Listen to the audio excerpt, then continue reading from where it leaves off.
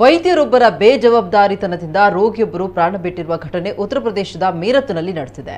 ಮೀರತ್ನ LLRM ವೈದ್ಯಕೀಯ ಕಾಲೇಜಿನ ತುರ್ತು ಚಿಕಿತ್ಸಾ ವಿಭಾಗದ ವೈದ್ಯರೊಬ್ಬರು ನಿರ್ಲಕ್ಷ್ಯದಿಂದ ಮಲಗಿರುವ ವಿಡಿಯೋ ಎಲ್ಲೆಡೆ ಹರಿದಾಡ್ತಾ ಇದೆ. ರೋಗಿ ಗಂಭೀರವಾಗಿ ಗಾಯಗೊಂಡಿದ್ದು ಸ್ಟ್ರೆಚರ್ ಮೇಲೆ ಮಲಗಿದ್ದ. ತುಂಬಾ ರಕ್ತಸ್ರಾವವಾಗ್ತಾ ಇದ್ರೂ ಕೂಡ ಲೋಕದ ಪ್ರಜ್ಞೆ ಇಲ್ಲದಂತೆ ವೈದ್ಯ ಮಲಗಿದ್ದಾನೆ. ಗಾಯಾಳುವಿಗೆ ಯಾವುದೇ ತುರ್ತು ಚಿಕಿತ್ಸೆ ಸಿಗದೆ ಸಾವನ್ನಪ್ಪಿದ್ದಾರೆ ಅಂತ ರೋಗಿಯ ಕುಟುಂಬದವರು ಆರೋಪ ಮಾಡಿದ್ದಾರೆ. ಆಸ್ಪತ್ರೆಯಲ್ಲಿ ಕರ್ತವ್ಯದಲ್ಲಿದ್ದ ಇಬ್ಬರು ವೈದ್ಯರನ್ನ ಅಮಾನತುಗೊಳಿಸಲಾಗಿದೆ ಅಂತ ಆಡಳಿತ ಮಂಡಳಿ ತಿಳಿಸಿದೆ.